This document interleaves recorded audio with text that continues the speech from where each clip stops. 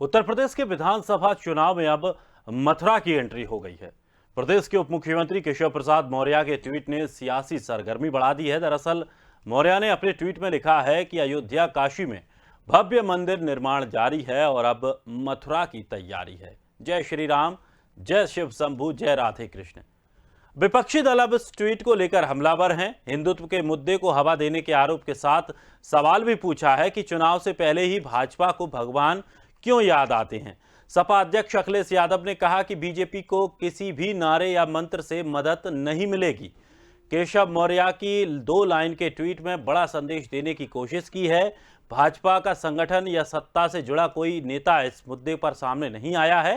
हालांकि यूपी सरकार में ही कैबिनेट मंत्री स्वामी प्रसाद मौर्य ने अलग सुर आलापा है। उन्होंने कहा कि अयोध्या, काशी और मथुरा न कभी चुनाव का मुद्दा था, न आज है और न भविष्य में रहेगा। प्रधानमंत्री हमेशा विकास के मुद्दे की बात करते हैं। कौशाम्बी में बसपा के राष्ट्रीय महासचिव सतीश चंद्र मिश्र ने मौर्य को आड़े हाथों लेते हुए कहा कि जनता उनका असली चेहरा पहचान चुकी है। मौर्य अगर ये सोचते हैं कि ध्रुवीकरण कर लेंगे तो ये सबसे बड़ी भूल है। वहीं सपा प्रवक्ता आशुतोष वर्मा का कहने से नहीं चूके कि चुनाव में हिंदुत्व की लाचारी है। कुछ दिन में आचार संहिता लगने वाली है। इससे पहले इस तरह का दांव खेला जा रहा है। बता दें कि मुख्यमंत्री योगी आदित्यनाथ की सरकार का मथुरा पर विशेष फोकस रहा है। अंतर्राष्ट्रीय स्तर पर ख्याति बरसाने की लठमार होली को राजकीय मेले का दर्जा भी नहीं दिया, बल्कि जन्माष्टमी के आयोजनों में भी भव्य स्वरूप प्रदान किया है। और इस खबर पर अधिक जानकारी के लिए हमारे यूपी एडिटर अकील सिद्दीकी हमारे साथ जुड़ गए हैं। अकील, जिस तरह से जो ट्वीट किया गया है डिप्टी सीएम के द्वारा, क्या कुछ मायने, राजनीतिक मायने इस ट्वीट के निकाले जा रहे हैं?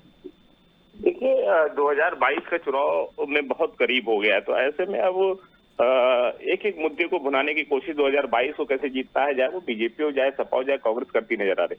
हालांकि बीजेपी ने जिस तरह ये रुख अपनाया है, उसमें डिप्टी सीएम केशव प्रसाद का जो ट्वीट हुआ है उसको लेकर कहीं ना कहीं सियासी सरगर्मी जो है वो काफी तेज हो गई, क्योंकि मथुरा का मामला है।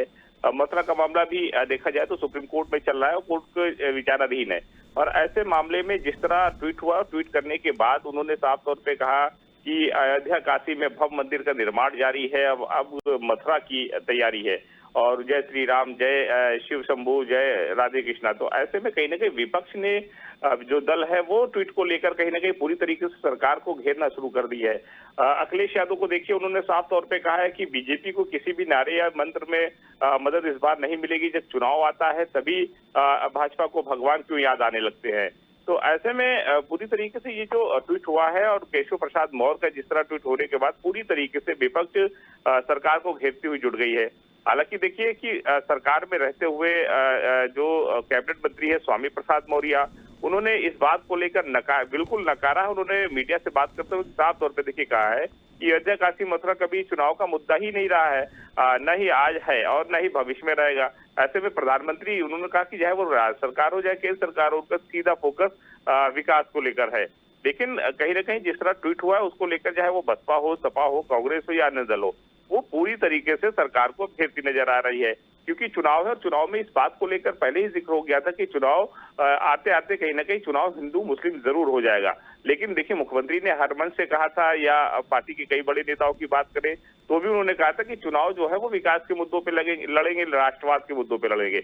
लेकिन चुनाव आते आते जिस तरह केशव प्रसाद मौर्य का ट्वीट और उसके बाद विपक्ष का हमलावर होना, जिस तरह देखा जाए, वो कहीं ना कहीं एक राजनीतिक सरगर्मियां वो तेज कर दी है। अब मथुरा में देखिए, ट्वीट के बाद जिस तरह कहा गया कि जल अभिषेक करने का ऐलान किया गया है, उसमें धारा 144 लागू कर दी गई है। 6 दिसंबर को इसका ऐलान किया गया कि जल अभिषेक किया जाएगा। अब ऐसे में 2100 पुलिसकर्मी, पैरामिलिट्री जवान, 2 सुपर जोन, 4 जोन 8 सेक्टरों में बांट दी गई है। सुरक्षा की व्यवस्था करें तो 6 दिसंबर को के लिए पुलिस जो है वो सतत चप्पे चप्पे पे लगाया गया है।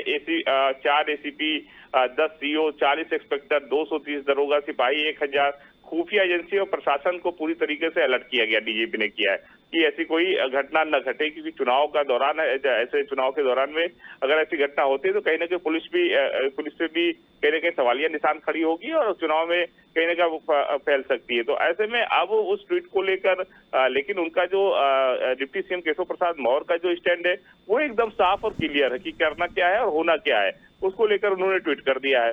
अब उन्हीं के सरकार में लोग अलग अलग बयान दे रहे हैं। दूसरी तरफ विपक्ष पूरी तरीके से हमलावर हो रही है। अब देखना यह है कि मुख्यमंत्री इस मामले में क्या बोलते हैं और क्या राजनीतिक सरगर्मियां चलती है, उससे कितना फायदा नुकसान होता है। पुलिस अपनी जगह अलर्ट हो गई है, लेकिन इस पूरे नजरिए को अगर देखा जाए तो निश्चित तौर पे 2022 चुनाव को कैसे फतेह किया जाए, बीजेपी उस जुगत में जुटी है। चाहे वो विजय रथ यात्रा को निकालने की बात कर रही हो 15 दिसंबर से, संकल्प यात्रा, या इसके अलावा जो बूथ स्तर के कार्यकर्ताओं को सम्मेलन करना, सरकार की जो तमाम जो विकास कार्य है उसका बखान करना, और दूसरी तरफ एक डिप्टी सीएम उनके ट्वीट करके केवल मथुरा मंदिर और राम मंदिर को लेकर और कहीं ना कहीं धार्मिक स्थलों को लेकर वो बयानबाजी कर रहे हैं। तो ऐसे में अब बीजेपी भी दो फाड़ में नजर आ रही है कि एक तरफ तो विकास कार्य की मुख्यमंत्री बात कर रहे हैं, दूसरे डिप्टी सीएम केवल मंदिर मस्जिद की बात कर रहे हैं। उसी सरकार में रहते हुए दूसरे मंत्री जो है वो अलग मुद्दा विकास को केवल बता रहे हैं, ना कि मंदिरों का। तो ये देखना होगा कि विपक्ष इस बात को लेकर कैसे सरकार को घेरती है और कैसे 2022 के चुनाव में इस बात को लेकर लोगों को जानकारी देती है। लेकिन इस मामले में अभी देखिए मुख्यमंत्री का कोई बयान नहीं आया बिल्कुल, है। और अभी कोई दूसरे नेताओं के भी, बड़े नेताओं के भी अभी कोई ऐसे ज्यादा बयान नहीं आए हैं। और जो माहौल है उस माहौल को समझकर क्या स्थिति आगे बनेगी, क्या इस पर कुछ बयानबाजियां और आएंगी या इस राजनीतिक इसको बड़ा मुद्दा बनाया जाएगा, ये देखने वाला विषय होगा। फिलहाल बहुत बहुत शुक्रिया अकील, हमारे साथ जुड़ने के लिए, तमाम जानकारी के लिए।